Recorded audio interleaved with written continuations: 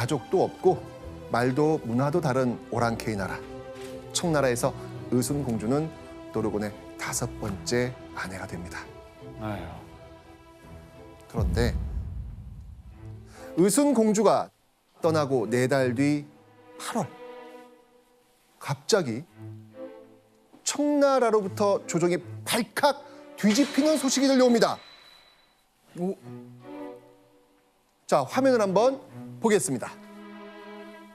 공주가 아름답지 않고 시녀도 못생겼다는 이유로 온갖 방법으로 힐책하였습니다.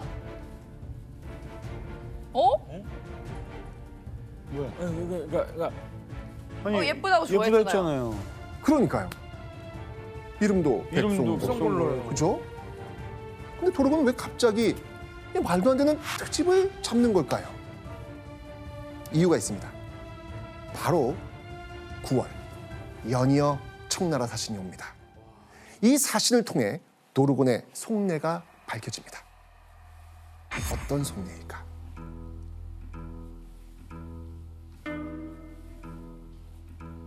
미녀를 뽑아 보내면 도르곤이 반드시 기뻐할 것입니다. 더 보내라고요? 네, 도르곤에게 또 다른 미모가 뛰어난 여성을 보내라는 거예요. 왜 그런 거야? 그런데요, 사신은 여기에 한마디를 더 덧붙입니다. 그렇게 하면 의심했던 모든 것도 다 풀릴 것입니다. 도르곤은 대체 조선에 어떤 의심을 하고 있었던 것일까요? 이유가 있습니다. 사실 효종은요, 청나라에 철저히 복종하는 것처럼 보였지만 청나라 몰래 준비하고 있었던 게 있습니다. 자, 여기서 짚어보는 별점 체크 포인트, 효종과 함께 꼭 기억해야 할 것이죠. 보시죠. 북벌 정책, 무력으로 북쪽을 정벌한다. 조선의 북쪽은 바로 청나라입니다. 병자호란 때부터 이어진 청나라로 받은 그 치욕과 수치를 효종은 갚아주고 싶었습니다. 그래. 그래서 효종은요, 청나라 몰래 청나라를 정벌할 북벌 정책을 준비하고 있었던 겁니다.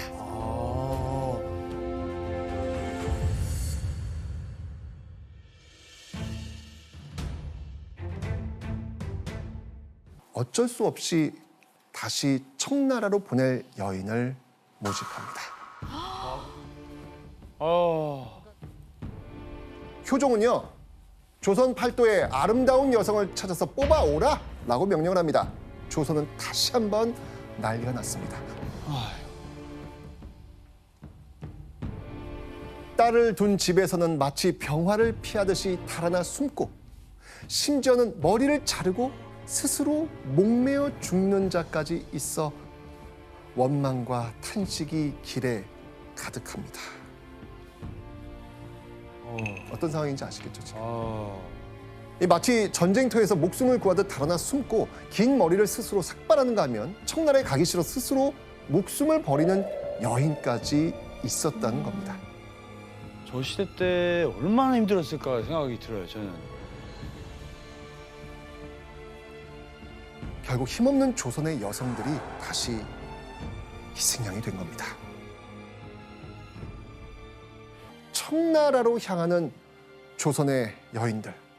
그런데 이렇게 조선을 떠났던 이 여성들이 가던 길을 돌려가지고 다시 조선으로 돌아온다는 소식이 들립니다. 다시 온다고요? 네.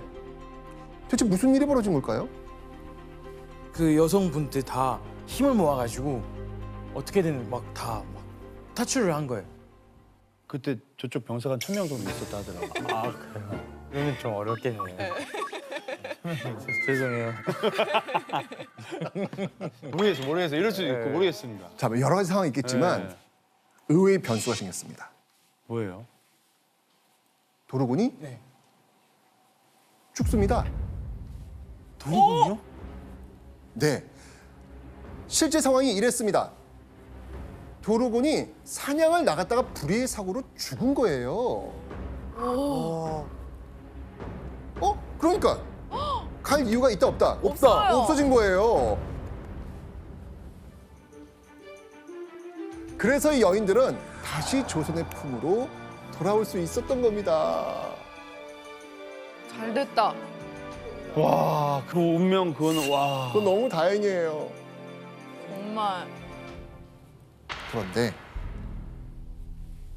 이 도르곤의 죽음으로 위기에 처한 사람이 있습니다. 누굴까요? 의순공주. 의순공주. 갑자기 결혼 7개월 만에 남편을 의순공주는 잃어버립니다. 아이. 그리고 또 하나의 시련이 닥치는데요. 도르곤이 아까 제가 청나라의 무슨 왕이라고 이야기했죠? 섭정. 섭정왕.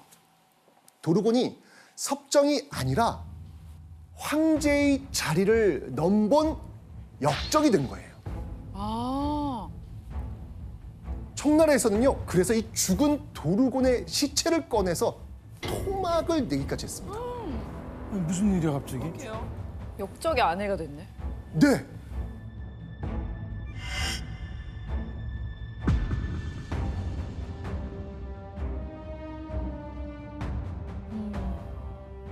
자, 여기서 문제를 한번 내보겠습니다. 보시죠. 도르곤이 사망한 뒤 의순공주는 어떻게 되었을까요? 도르곤은 역적이었습니다. 역적의 재산은요, 국가에 몰수되어서 다른 사람에게 나눠줬는데 의순공주 역시 재산으로 처분되어서 보내진 겁니다.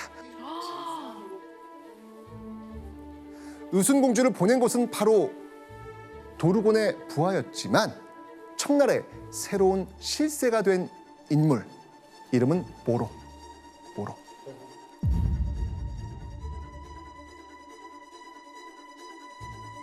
오랑캐에게 시집간 것도 모자라서 이번엔 자신의 의지와는 상관없이 새로운 남편 보로에게 보내진 겁니다.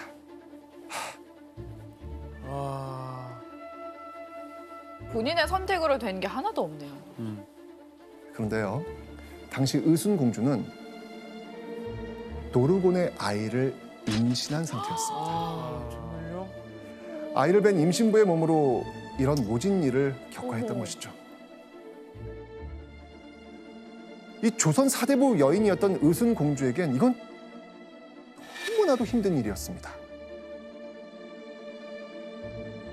아, 너무 딱하다. 팔자가 어떻게 이렇게. 그런데 이 소식을 듣고요, 조선의 대신들이 의순공주를 만나러 가려고 합니다.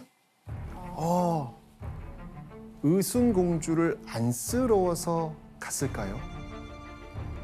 도대체 왜 간다고 했을까요? 자료 한번 보시죠.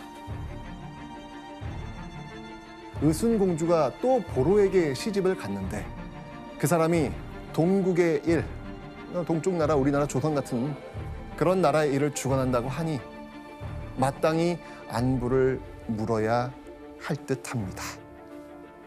그러니까 의순공주의 새로운 남편이 된 보로가 청나라의 새로운 실권자이니 인사를 가야 한다는 겁니다. 의순공주의 위로? 사정? 이런 건 안중에도 없었던 것이죠.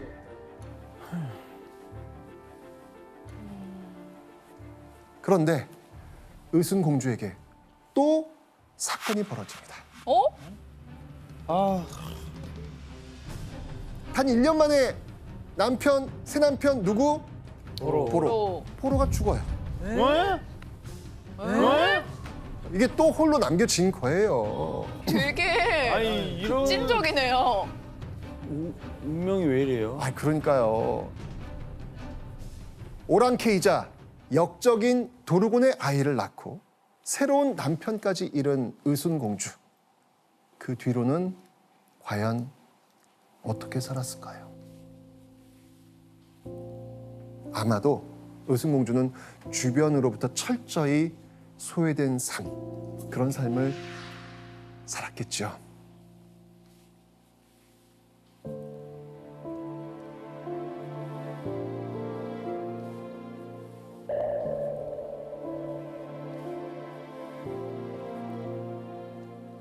자, 그런데요. 조선에서는요. 사실 이 의순 공주보다 먼저 청나라에 끌려간 여인들이 있었습니다.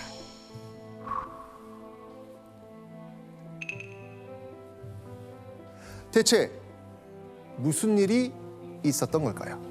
영상을 한번 보겠습니다.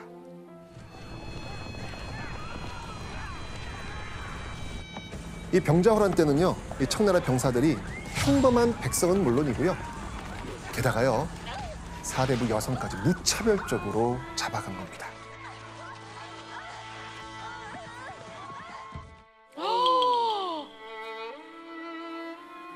아유. 이렇게 끌려간 조선 여성의 수는 헤아릴 수도 없지 많았습니다. 아니 왜 이렇게 당할까요 진짜. 그런데요, 이 중에는요, 다행히 가족의 품으로 돌아온 사람들도 있었습니다. 그렇다면 청나라의 포로로 잡혔다가 돌아온 여성들을 뭐라고 불렀을까요? 아마 여러분들 이 단어 들어보신 적 있을 겁니다.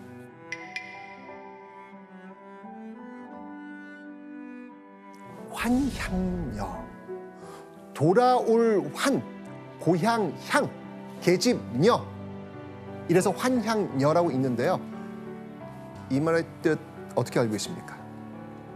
일단 부정적 느낌으로 딱 와야 되거든요. 왜냐면 이거 굉장히 안 좋은 욕이었어요. 아, 여기였어요.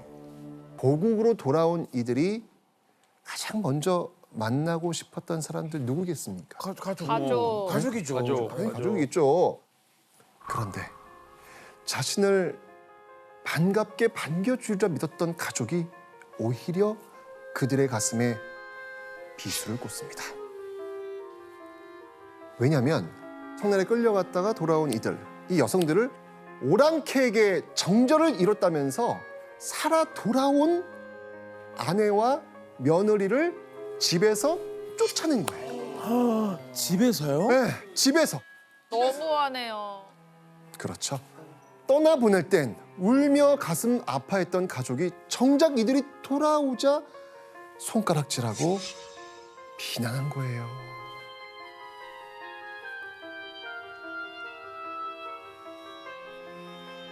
자, 그렇다면 우리의 이야기는 다시 오늘 이야기의 주인공 누구?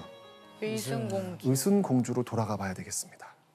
그 뒤로는 과연 어떻게 살았을까요? 어느 날 갑자기 놀라운 일이 생깁니다. 대체 그 이유는 무엇일까요? 보시죠. 의순공주가 청나라에서 돌아왔다. 오, 통실록에. 청나라에서 돌아왔다. 와. 네, 너무 좋아. 다행이에요. 네. 자, 과연 어떤 사정일지, 자, 지금부터 그 이야기를 한번 들어보도록 하겠습니다. 1655년 추운 겨울, 어떤 인물이 이 청나라에 있었던 의순공주를 찾아온 거예요. 누굴 것 같습니까? 아, 찾아올 사람이. 청나라에 있을 때요? 네, 누구도 생각하지 못한 인물입니다. 바로 의순공주의 아버지 이계윤이었습니다. 아, 진짜로? 아이고야. 이계윤이 조선의 사절단으로 청나라에 온 겁니다.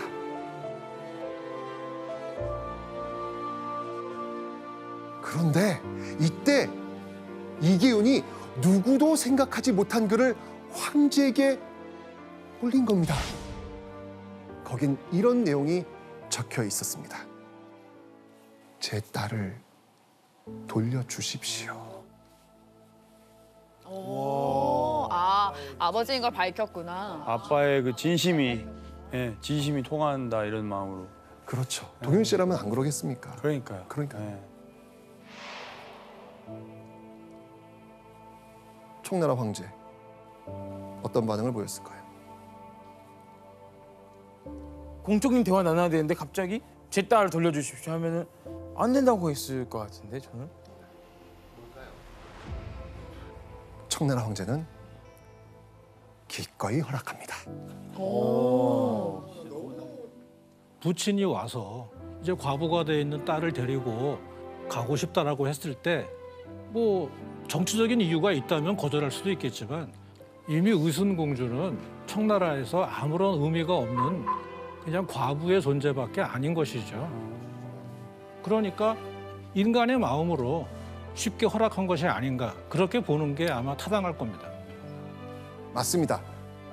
자, 그렇다면 그 뒤로 이 의순공주는 어떤 삶을 살았을 것 같아요? 아버지와 함께 왔더니. 그동안 한이 쌓여 있었잖아요. 못 봤던. 그거를 앞으로 살면서 오순도순 같이 아빠랑 행복하게 살았지 않았을까.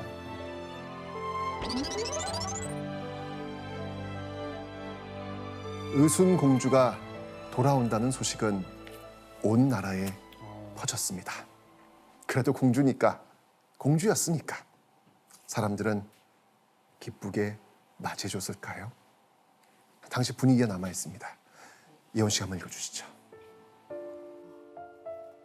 사신으로 북경에 가서 글로 아뢰어 그 딸을 데리고 돌아오니 당시 사람들이 침을 뱉고 욕하였다. 아유. 침을 뱉었다고요? 그리고 조정에서는요, 이 딸을 데려온 이 이계윤을 처벌해야 한다고 강하게 주장합니다.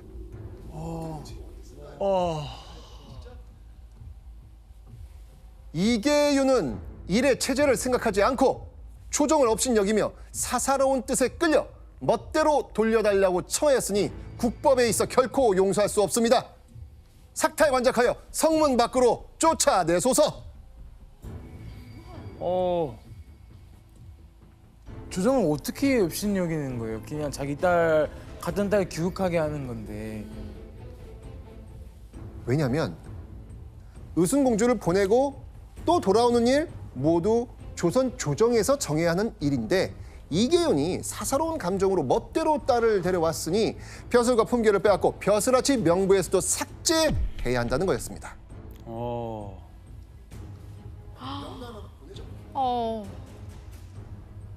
결국 그들이 원하는 대로 모든 관직에서 물러나고 도성 밖으로 쫓겨납니다.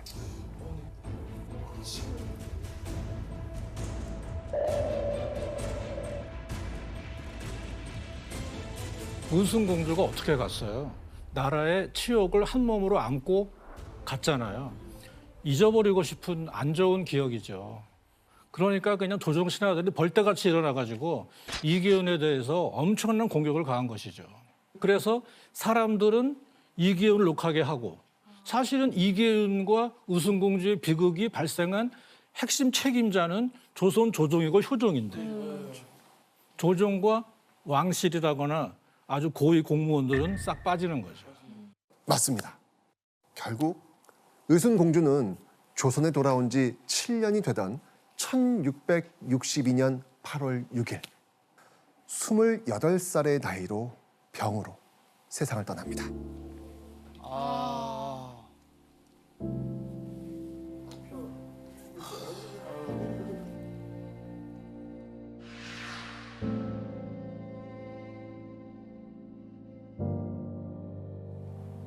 그런데 의순공주가 죽고 난 후 만들어진 것이 있습니다. 바로 우리가 오늘 처음 만났던 곳입니다. 아까 그 무덤이에요? 맞습니다. 그런데 사람들이 이 무덤을 뭐라고 부른다고 했죠? 족두리 무덤. 족두리 무덤. 맞습니다.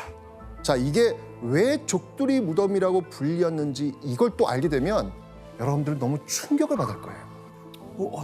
어떤 내용이요?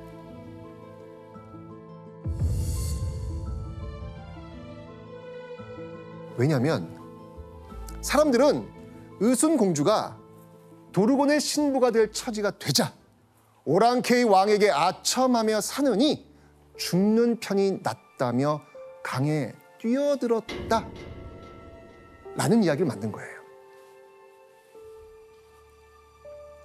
그리고 그 강에서 족두리가 떠올랐다면서 그 족두리를 건져서 무덤을 만들었다는 겁니다. 아, 가짜 이야기를 만든 거예요. 그렇죠. 사람들은 왜 청나라에 끌려가 돌아온 여성을 숨기고 정절을 지키기 위해 죽었다는 이야기로 바꾸어서 만들어냈을까요? 왜냐하면 자, 사람들은요, 자신들이 바라던 이상에 맞춰서 의순공주를 기억하려고 무덤을 만들고 이야기를 만든 겁니다. 결국 그 죽음을 포장하면서 미화시키면서 살아 돌아온 것은 축하할 일이 아니라 죄라는 겁니다. 아이 진짜 와. 족두리가 묻힌 의순공주의 이 무덤과 이야기는 여성을 희생양으로 삼을 수밖에 없었던 조선이란 나라, 권력자, 남성의 무능함과 치욕의 증거를 지우고 싶었던 흔적이었는지도 모르겠습니다.